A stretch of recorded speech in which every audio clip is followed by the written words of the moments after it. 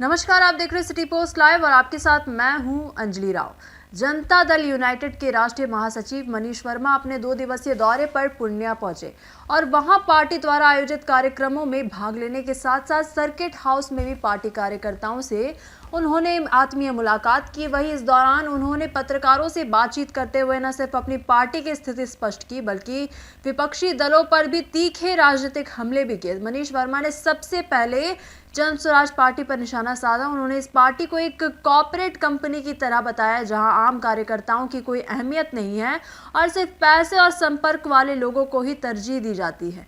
उन्होंने आरोप लगाया कि पार्टी पदाधिकारी अपने चहेतों को लाभ पहुंचाने के लिए संगठन का इस्तेमाल कर रहे हैं। वहीं जन स्वराज पार्टी के राष्ट्रीय अध्यक्ष को लेकर उन्होंने कहा कि उन्हें ये पद पैसे के बल पर मिला है, जबकि वे पूर्व में भाजपा से सांसद रह चुके हैं और कांग्रेस में भी सक्रिय भूमिका निभा चुके हैं। उन्होंने कटाक्ष करते हुए कहा कि अगर वे वास्तव में इतने लोकप्रिय होते तो आज भी पूर्णिया से सांसद होते। सिर्फ जन स्वराज पार्टी ही नहीं, मनीष वर्मा ने राजद और लालू यादव के परिवार पर भी जमकर निशाना साधा। उन्होंने तेज प्रताप यादव को पार्टी और परिवार से 6 साल के लिए निष्कासित किए जाने को लेकर ये एक दिखावा है ऐसा करके बताया। उनका कहना था कि किसी को पार्टी से निकाला जा सकता है, लेकिन क्या कोई अपने ही परिवार से निष्कासित किया जा सकता है? ये सिर्फ जनता की आंखों में धूल झोंकने जैसा है ताकि राजनीतिक संदेश दिया जा सके। इसके साथ ही उन्होंने सांसद पप्पू यादव को लेकर भी तंज कसा है। आपको बता देते हैं कि उन्होंने कहा कि करे कोई और क्रेडिट कोई और ले वाली स्थिति बन गई है। उनका इशारा यह था कि कई बार वास्तविक काम करने वाले पीछे रह जाते हैं और सुर्खियों में वे लोग आगे आ जाते हैं जो केवल खुद का प्रचार करना जानते हैं। अब क्या कुछ कहते नजर आ रहे हैं यहाँ पर मनीष वर्मा कटाक्ष करते हुए, आप देखिए वो वीडियो। अब कोई जो है गांधी जी का चरखा लगाए, गांधी जी की बात करे, कोई भी सामान्य आदमी जो है वो महसूस करता है कि शराबबंदी किसके लिए।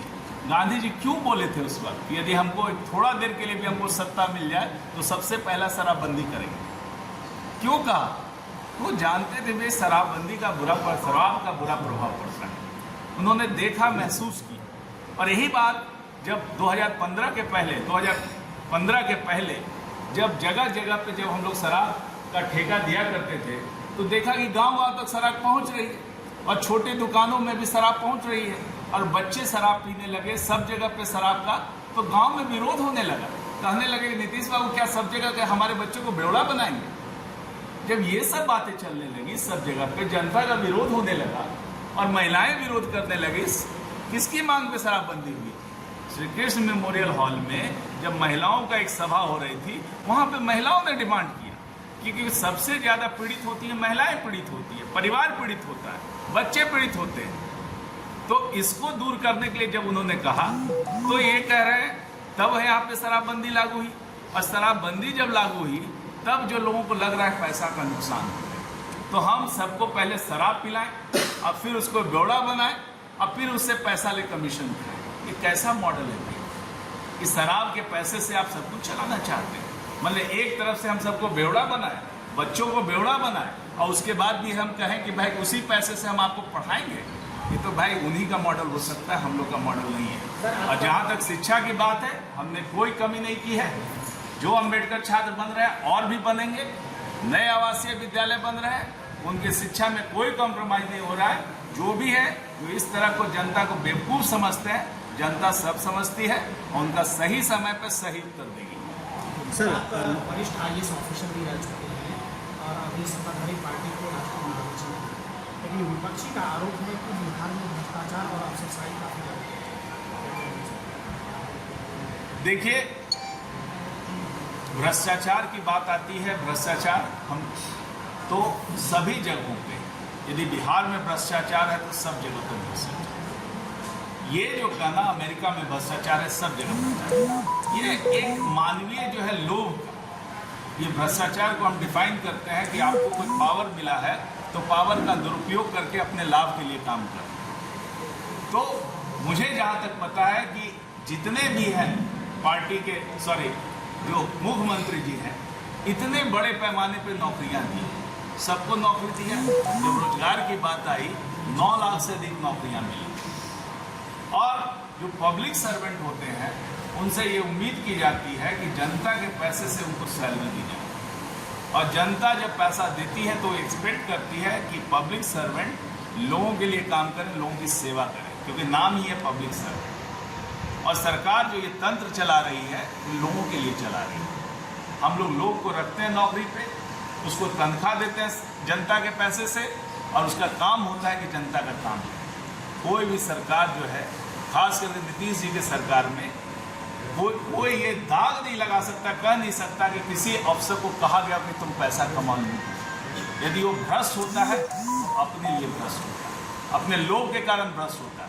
और मैं मुख्यमंत्री जी के साथ 5 साल रहा हूँ सचिव के रूप में। मैंने देखा कि कोई भी फाइल यदि किसी अधिकारी के रूप में आया और यदि उसने कहा कि इसने ये काम किया है, उसको दंड मिलना श्योर है। कई अधिकारियों को मैंने बर्खास्त होते हुए देखा। और आज भी बीच बीच में आप देखे जाते हैं कि कोई अधिकारी पकड़ा जाता है, उसको पकड़ा जाता है, उसको सीधा बर्खास्त किया जाता है, उस पर कड़ी कार्रवाई होती है, FIR लॉन्च होता है। तो ये लगातार होते रहता है, व्यवस्था ये चलती आ रही है। राष्ट्रीय अध्यक्ष ये आरोप लगा रहे हैं कि शराबबंदी की वजह से यहाँ जो अम्बेडकर छात्रावास है, कल्याणी छात्रावास है, वहाँ सुविधाओं का अभाव हो गया है। ऐसा उनका कहना था। वहाँ के छात्रों के द्वारा ये भी कहा गया कि लिखित में वहाँ पे कोई पत्र आया है जिसके हिसाब से कि वहाँ पर शराबबंदी की वजह से बहुत सारी सुविधाएं जो है वहाँ पर समाप्त कर दी गई, टैक्स नहीं आ रहा है। ये हास्यास्पद है। जन सुराज वो किसी भी प्रश्न उठाने की या कोई भी नैतिक उसकी क्षमता नहीं है, नैतिक बल नहीं। जन सुराज कहता था कि हम नई सोच के साथ आए, नया बदलाव लेके आए हैं। नया बदलाव क्या है? क्या नया बदलाव वो लेके आए? जन सुराज का उसके बाद पे कहने के लिए जो राजनीतिक मॉडल लेके आए हैं, क्या राजनीतिक मॉडल है? ये राजनीतिक मॉडल है पैसों के बल पे राजनीति करना। नॉर्मल पार्टी में लोग कार्यकर्ता होते हैं, जनता से जुड़ाव होता है, जनता की संवेदनाओं के अनुसार वो काम करते हैं, जनता के प्रतिनिधि होते हैं। और कार्यकर्ता हो पैसा लेके काम नहीं करते। जन सुराज का मॉडल है कॉर्पोरेट मॉडल। पैसा लाओ, भाड़े पे आदमी को रखो, भाड़े पे सब काम कराओ, और भाड़ा पर करके जब आ जाओ सत्ता हासिल करो तो लूट करो। ये कहाँ से पैसा आ रहा है? कहाँ से? कोई भी बताए कि पैसा इतना कहाँ से? जब आपने एक मिनट, जब मैं पूरी बात कर लूँ उसके बाद बीच में बोलिएगा। जब उन्होंने इस तरह का काम किया, सब जगह पे एक नया राजनीति मॉडल लेके आए। आप बताइए, राजनीति में किसी दल में एक स्ट्रक्चर होता है? आप बताइए कि जो उनके स्वयंभू है प्रशांत किशोर जी, वो किस पद पे काम कर रहा है? वहाँ पे कौन नेता है? पूरे जन स्वराज पार्टी को आप छान लीजिए, किस नेता की चर्चा होती है, किसका बयान आता है? किसी ने बयान दिया है? इतने सालों से, 1 साल से पिछला जन स्वराज का चल रहा है, क्या बयान आया है बताइए? क्या उसके नेता है? तो एक ऐसा व्यक्ति जो हिटलर टाइप से है, डिक्टेटर बना हुआ है, वो एक पार्टी चला रहा है। वो पार्टी थोड़ी है, भाड़े के लोगों का एक समूह है जिसको एक फंड कर रहा है और एक कॉर्पोरेट मॉडल है। और आज जो बदलाव की बात करते हैं, तो जो अभी उन्होंने राष्ट्रीय अध्यक्ष जो बनाया है, बताइए किस बदलाव के लिए उन्होंने राष्ट्रीय अध्यक्ष को लाया है? किस हैसियत? जिसके मकान में रहते हैं, इतना दिन से उनको फंडिंग कर रहे हैं, तो अब उनको राष्ट्रीय अध्यक्ष का पद दिया जाता है। कौन सा तरीका है ये? कौन सा बदलाव की बात होती है? जिनके पास पैसा है, पैसा दिया, राष्ट्रीय अध्यक्ष बन गए। तो ये जो उनका जो मॉडल है, हम इस मॉडल को कहीं नहीं मानते, जनता इसको नहीं मानती है, इसकी पूरी तरह नकार दी। यदि जनता से सरोकार की बात करते हैं, तो उन्होंने जब ये बुलाया सबको कि गांधी मैदान आइए और घोषणा की 10 लाख लोगों को ला करके पूरा गांधी मैदान और उसके आसपास की सारी सड़कों को पाट देंगे। अब बताइए कि पटना में जब उन्होंने रैली बुलाई, कितने लोग आए? जनता से क्या जुड़ाव था उनका? जनता ने उनको पूरी तरह नकार दिया। उनके बुलाने पे 5 से 10 हज़ार लोग वो भी भाड़े पे आए, और खाली बस आई, पूरा बस से भरा हुआ था, बस में आदमी नहीं कि उनके साथ लोग नहीं, उनके साथ पैसे वाले लोग हैं, पैसे से वो धंधा चला रहे हैं। और हम इस धंधे में नहीं, हम लोग जनता से सरोकार रखते हैं, जनता की राजनीति करते हैं। तो जन सुराज का पूरा मॉडल फेल है। और आप देखिए जो उनके राष्ट्रीय अध्यक्ष हैं, किन किन दलों में रहे, कहाँ से राजनीति की है। जब पूर्णिया की जनता ने नकार दिया, 2 बार यहाँ से हार चुके, तब जाकर के उन्होंने दामन, वो तो दलदल में घूम रहे थे। अब वो उसके राष्ट्रीय अध्यक्ष बने, तो उनकी क्या नीयत होगी भाई, क्या नीति होगी, क्या उनका ये है। अब इस तरह के जो राष्ट्रीय अध्यक्ष है वो किस तरह का बिहार में बदलाव लाएंगे, मैं आप पे छोड़ता हूँ, जनता पे छोड़ता हूँ। मोदी जी कई बार पूर्णिया आते थे, उस एयर स्ट्रिप पे लैंड करते थे और लोगों की जन भावना से वो परिचित थे। तो राज्य सरकार ने पूर्व से ही डिसाइड करके, जब राज्य में कई एयरपोर्ट की बात हुई तो दरभंगा एयरपोर्ट के साथ ही पूर्णिया एयरपोर्ट भी हो जाए, इसके लिए प्रयास कर रही थी। और माननीय नेता नीतीश कुमार जी के प्रयासों से, उनके अनुरोध पे केंद्र सरकार ने पूर्णिया में एयरपोर्ट सैंक्शन किया और इसके लिए जमीन व इनका सब बहुत पहले से अधिग्रहण की कार्रवाई हुई। आप जान रहे हैं कि अधिग्रहण की कार्रवाई हुई और अधिग्रहण की प्रक्रिया में एक गलती हुई जिसके कारण मामला कोर्ट में चला गया। और मैं भी उस समय पटना में माननीय मुख्यमंत्री जी का सचिव था, जो इस कोरोना काल में डीएम उस समय थे राहुल जी, कई बार उनसे संपर्क करने की कोशिश की। प्रदीप जी जब डीएम थे तो उस समय ये प्रक्रिया आरंभ हुई और उसके बाद राहुल जी जब डीएम थे तो उनसे बात करके, एडवोकेट जनरल से बात करके कैसे इस ज़मीन को बाहर निकाला जाए, मैं ही उनसे संपर्क किया और ज़मीन को कैसे एक्विजिशन प्रॉपरली हो जाए। तो फ्लिमजी ग्राउंड था, कोर्ट ने उसको ख़त्म कर दिया, प्रोसेस ठीक कर दिया गया और एक्विजिशन हो गया। अब उस पर जो है टेंडर भी हो गया है। अब धीरे धीरे काम चल करके जो भी प्रक्रिया पूरी करके एयरपोर्ट तो बन गया, निर्णय हो गया। अब बनने में जो समय लगे उसमें भी तो कुछ समय लगता है, समय लगेगा, हो जाएगा। डिप्टी सीएम ने 15 अगस्त से पहले की बात, तो यहाँ पर एयरपोर्ट के मामले में मैं देखता हूँ कि कुछ लोग जो हैं वो क्रेडिट लेने की बात करते हैं, हमने कर दिया। अरे आप थे कब? जब लैंड एक्विजिशन का प्रोसेस था तब आप थे, जिस समय लैंड एक्विजिशन होना शुरू हुआ आप थे। निर्णय तो तब न होता कि पहले निर्णय होता है तब लैंड एक्विजिशन होता है। तो ये जनता को जस्ट गुमराह करके क्रेडिट लेना, बेवकूफ़ बनाना, तो कुछ लोगों की ये फितरत है और ऐसी बेवकूफ़ बना करके वो वोट लेते हैं। और जनता जो है बाद में देखती है कि भाई वोट तो दे दिए, कभी प्रवाह में, आवेश में इस तरह से आकर के वोट दे दिए और बाद में अपने को ठगा महसूस करती है। ये सच्चाई जब उनके आँख के सामने आती है तो पता चल जाता है कि सच क्या है, झूठ क्या है। सच तो किसी तरह से आना ही है और वो आया और लोगों को अब समझ में आ गया कि कौन किसने ये काम किया है। तो इसमें जो क्रेडिट लेने की बात है तो आप ही समझिए ये मामला राज्य सरकार और केंद्र सरकार के बीच में है। बीच में किसी को फटकने की क्या जरूरत है और उनकी क्या औकात रहती है। जब राज्य सरकार डिमांड करती है, राज्य सरकार ये प्रोसेस करती है, केंद्र सरकार उसका अप्रूवल है।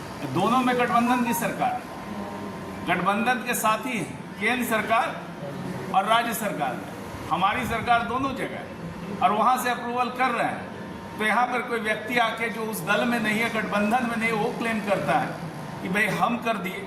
कहाँ से आपकी क्या क्षमता है भाई? तो आप तो सब कुछ करा सकते हैं। बिना आप गठबंधन में, बिना सरकार में रहे हुए आप करवा सकते हैं। आश्चर्य का विषय ये लोगों को खुद ही जज करना है। दोनों सरकारें एक ही हैं। गठबंधन की सरकार केंद्र में है, अभी भी हम यहाँ पर राज्य में है एनडीए गठबंधन की सरकार। उसके सरकार के निर्णय के अनुसार यहाँ पे एयरपोर्ट बन रहा है और एयरपोर्ट बन रहा है, उसमें कोई दूसरा जाकर के कह रहा है कि हम बनवा रहे हैं। तो ये तो बड़ी अच्छी बात है ना। तो ऐसे तो कई लोग कहते हैं कि हम बनवा रहे हैं, तो उनका जो है जनता खुद निर्णय लेगी कि क्या कर रहा है वो, कैसे मूर्ख बनाया जाता है। तो मूर्ख बनाने की सही है। विश्व की चौथी अर्थव्यवस्था बन गया है और ये खुशी की बात है, गौरव की बात है। कभी हम काफ़ी पीछे रहते थे, हमारा मजाक बनाया जाता था। किसी भी इस वर्ल्ड का जो ऑर्डर है उसमें आपकी इज्जत तभी होती है जब आपके पास अर्थव्यवस्था की पावर हो। भारत जब गरीब था तो लोग इसको पूछते नहीं थे। आज जो है कोई भी देश कितना भी विश्व का है शक्ति, भारत को नज़रअंदाज नहीं कर सकता। और भारत में जो शक्ति है, जो क्षमता है, वो हम 140 करोड़ लोगों की क्षमता है। भारत कोई ज़मीन का टुकड़ा मात्र नहीं है, ये है 140 करोड़ लोगों से बन के बना है। और जो क्षमता 140 करोड़ लोगों की है ये पावर जब लगता है तो विश्व की सबसे बड़ी अर्थव्यवस्था बनने में भी थोड़ा समय लगेगा, लेकिन बन जाए।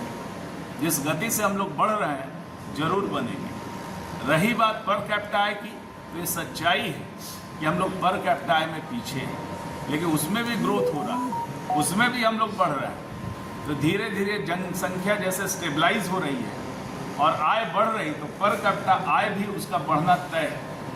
और हर क्षेत्र में आप देखिए कि भारत के लोग आगे बढ़ रहे हैं। पहले कितने स्टार्टअप होते थे, लेकिन आज देखिए देश में कितने स्टार्टअप हो रहे हैं। अमेरिका की जितनी भी कंपनियां हैं उसके सीईओ, मैक्सिमम कंपनियों के सीईओ भारतीय हैं। और यहाँ भी अब नई नई कंपनियां खुल रही हैं। तो देश आगे बढ़ रहा है, यहाँ के युवा लोग आगे बढ़ रहे हैं, यहाँ के लोग जो है कि देश को आगे बढ़ा रहे हैं। तो निश्चय है कि आने वाले समय में भारत और मजबूत होगा। ये ऐतिहासिक क्षण है कि हम लोग चौथे पे पहुँचे और इसी तरह से हम लोग बढ़ते रहेंगे। तो दिन दूर नहीं कि बड़ी अर्थव्यवस्था में हम लोग पूरे बड़े अर्थव्यवस्था में होंगे और पर कैपिटा आय भी हमारी सबसे अधिक। आपको लेकर के बाद भाजपा ने सभी विधायक सांसदों को सिंदूर लेके घर घर जाने का आदेश दिया है। आपकी पार्टी भी उसमें साथ है क्या? देखिए, पार्टी क्या, ये तो कार्यक्रम है देशभक्ति का। ऑपरेशन सिंदूर क्या है?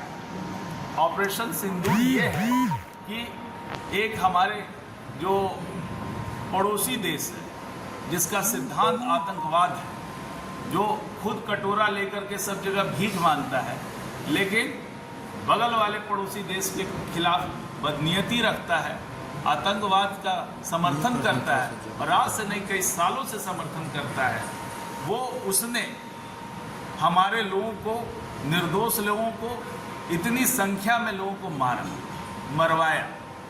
तो भारत ने इसका विरोध करते हुए सीधा जहाँ जहाँ भी उसके आतंकी संगठन का हेडक्वार्टर था उसको नेस्तनाबूद करने का काम किया। हमने कोई देश पे अटैक नहीं किया, हमने उन लोगों पे अटैक किया जो आतंकवाद का प्रश्रय देते हैं। और आतंकवादियों के साथ जब उनका जनाजा निकल रहा था तो वहाँ पर सेना के सभी जवान अफसर मौजूद थे।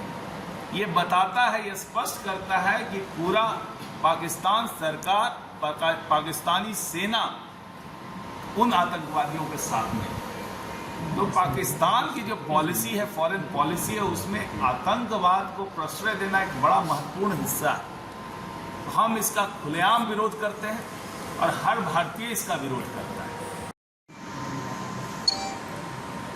देखिए, प्रधानमंत्री जी का कार्यक्रम चल रहा है और पहले भागलपुर में हुआ, उसके बाद मधुबनी में हुआ, अभी और तीसरा कार्यक्रम है तो चल रहा है।